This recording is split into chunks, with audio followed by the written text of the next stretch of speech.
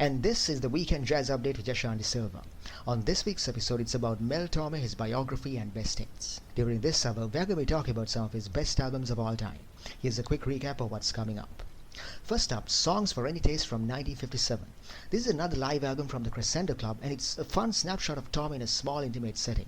The great thing is the variety. He mixes jazz standards with popular songs, keeping you on your toes. It's starch, snappy, and incredibly engaging.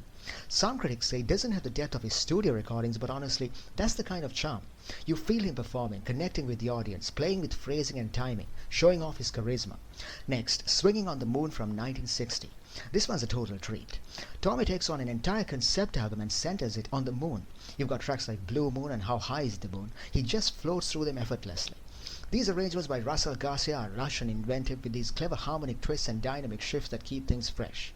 What's amazing is how cohesive the album feels. It's not just a collection of moon-themed songs, it actually tells a musical story. And then I Dig the Duke, I Dig the Count from 1962.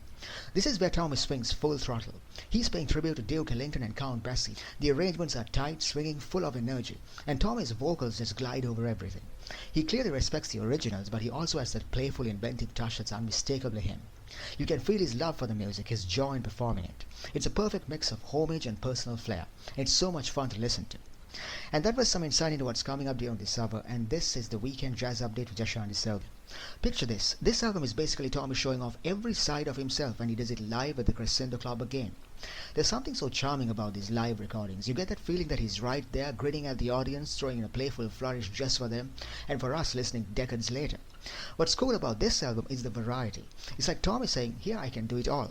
You've got jazz standards that show off his smooth phrasing, impeccable timing, and then a few popular songs that highlight his versatility or sense of fun.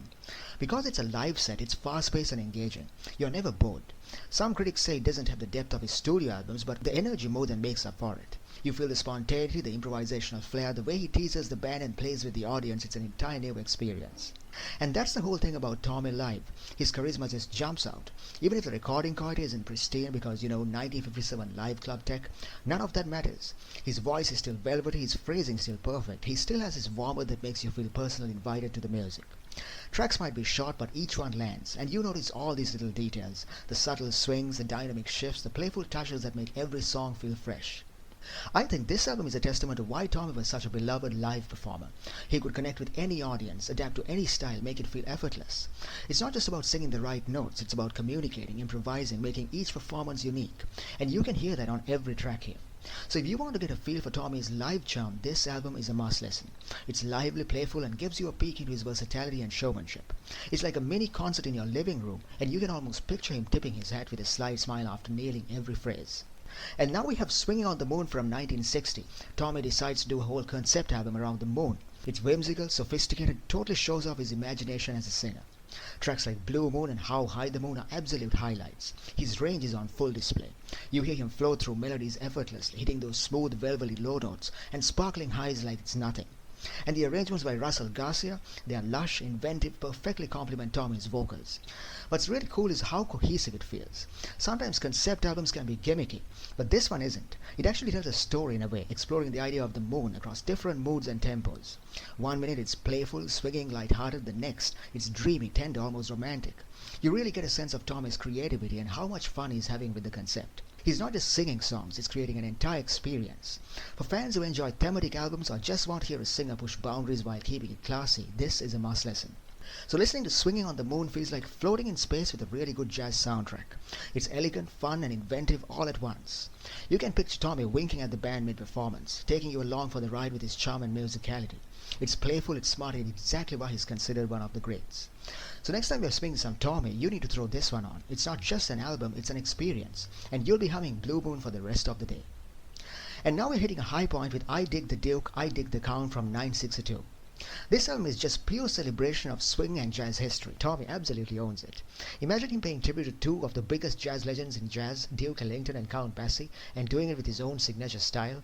So you've got tracks like Take the A Train and Don't Get Around Much Anymore, and the first thing you notice is how effortlessly Torme swings through them. He doesn't just sing the songs, he inhabits them. You can hear his smooth baritone dancing over the arrangement, sometimes teasing the rhythm section, sometimes diving into a phrase with perfect nuance. The arrangements themselves are tight, inventive, and full of life. You can hear Ellington and Basie's influence on the harmonic shifts and the swinging back and forth between Torme and the band. What's so great about this album is how you feel both the homage and the personality. It's not just about hitting the right notes, it's about capturing the joy, the energy, the punch of classic jazz, and making it feel immediate and fun. You get a sense of dialogue between singer and band, between past and present. It's sophisticated yet playful, classic Torme. Critics and fans alike like this one because it's energetic, polished, and full of swing. For anyone who's into jazz, especially the American big band tradition, this album is a gem. It shows that Torme could honor the giants of the genre while still stamping each performance with his own unique hallmark. Listening to it, you're reminded of why he is considered one of the best interpreters of the great American songbook. So if you want to feel the pulse of jazz and hear a vocalist who can swing effortlessly while keeping everything smooth and elegant, this album is it. You put it on and suddenly, the room feels like a 1960s jazz club. You can practically see Torme smiling, tipping his hat to the audience, having the time of his life with the band. So you have to spin this one. You'll hear why people can't stop talking about Torme's live energy, his phrasing, and how naturally he channels the spirit of swing. It's a joy, honestly, one of those albums that makes you tap your foot, snap your fingers, and meet Nola with Cheer Up, Helen Merrill with Don't Explain, and Mel Torme with Lullaby of Birdland. And this is the Weekend Jazz Update with Jashan De Silva. On this week's episode, it's about Mel Torme, his biography, and best hits. Now it's time for some trending festival news. The 4th annual M3 Festival is back, celebrating gender-expansive musicians through mentorship, collaboration, and creativity. This year's lineup is nothing short of spectacular. Grammy-nominated singer-songwriter Becca Stevens, NEA Jazzmaster pianist Kenny Barron, acclaimed saxophonist Emmanuel Wilkins, and pioneering projects like Siren, Zypher, Vortex, Vertical Sounds, and more.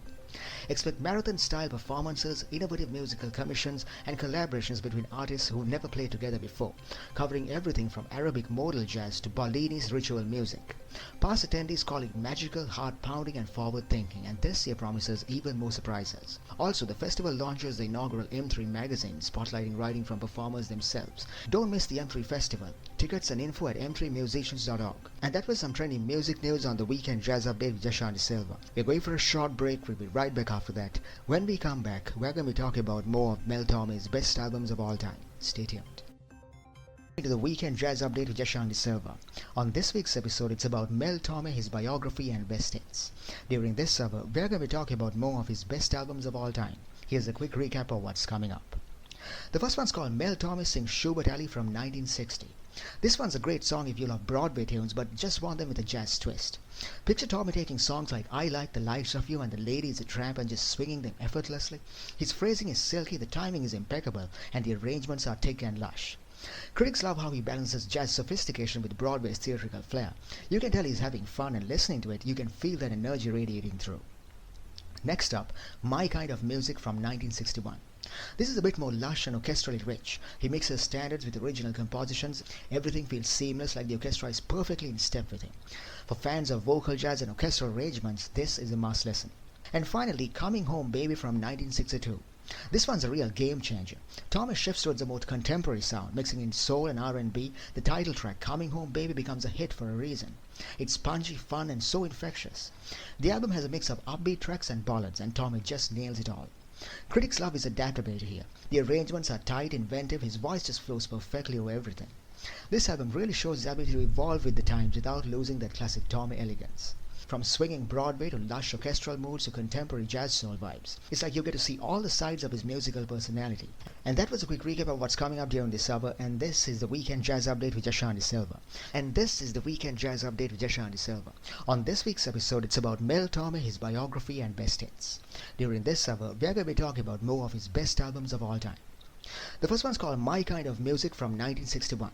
This one is just so smooth. The great thing about this album is the mix of standards and originals. It really shows off his versatility. Not only can he take a classic tune and make it feel fresh, he can also breathe life into something new, all while keeping the signature elegance.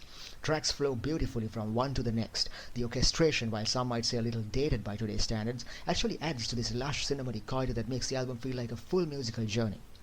Torme's ability to convey emotion here is just stunning. Even on the quieter, more delicate songs, you can hear every subtle inflection, every phrasing choice, every little smile in his voice. It's intimate, warm, and technically brilliant all at once. And the orchestral arrangements, they're inventive, but they never overpower him. His voice is always a star, weaving in and out of the music effortlessly. For fans of vocal jazz, for anyone who loves lush orchestral arrangements, this album is essential. It captures Torme's artistry in a way that's timeless. His voice, phrasing, ability to swing, croon, or just float over the music. And honestly, even decades later, it still feels fresh and captivating. So if you ever want a little personal concert, my kind of music is the perfect pick. You'll be swaying, smiling, probably humming along with the first track even ends. Tommy has this way of making it feel effortless, like he's singing just for you, and that's exactly why everyone likes him. The next album is called Coming Home Baby from 1962. Picture this. Suddenly Tommy is not just swinging, he's grooving. This album marked a shift for him for a more contemporary sound, clipping into soul and R&B. Honestly, it's infectious. The title track, Coming Home Baby, became a hit for a reason. It's punchy, upbeat, and just makes you want to snap your fingers along with it. And the arrangements, tight, inventive, perfectly suited to the mix of jazz, soul, and R&B.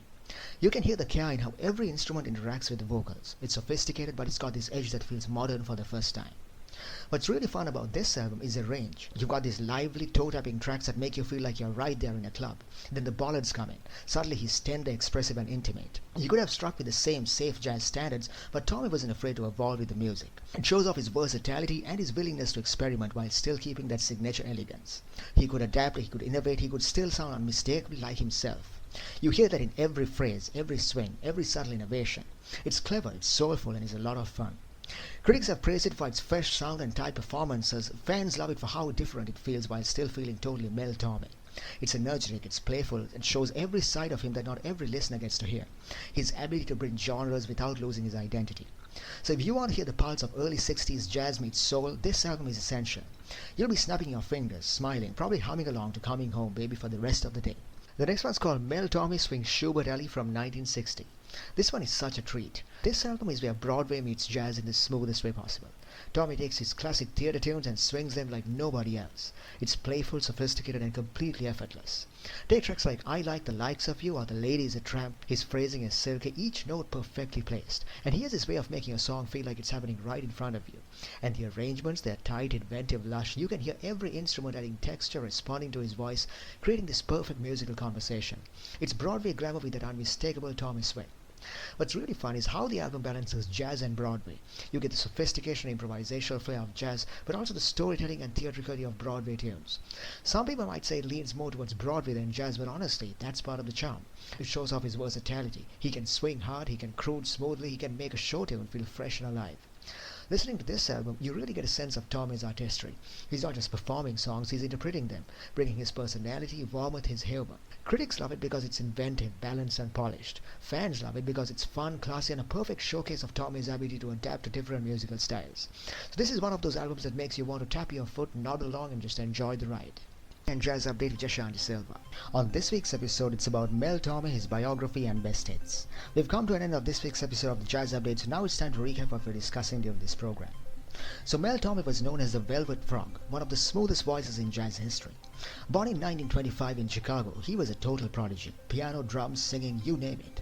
By his teens, he was already performing professionally, and you could tell he had this uncanny sense of timing and phrasing. Growing up on jazz, swing, and the Great American Songbook, he soaked it all in, and it shaped him into one of the most versatile vocalists ever.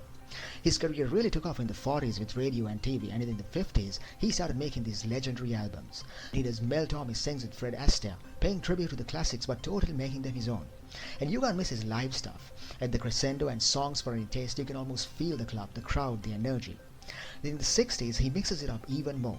Swinging on the Moon is playful and thematic. I Dig the Duke, I Dig the Count honors Ellington and Bessie. And Coming Home Baby brings in soul and R&B vibes. And let's not forget the Christmas song, he co-wrote that. He could do Broadway, jazz, swing, ballads, contemporary sounds, always elegant, always inventive.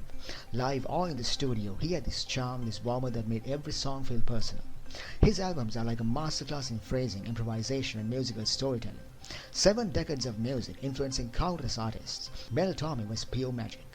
And that was some insight into the life and times and best hits of Mel Torme, and that brings me to an end of this week's episode of the Weekend Jazz Update with Jashanti Silva. Don't forget you can check out the archives of today's program on my YouTube channel, The Weekend Jazz Update with Jashan. So I'll see you again next week. Have a great week ahead.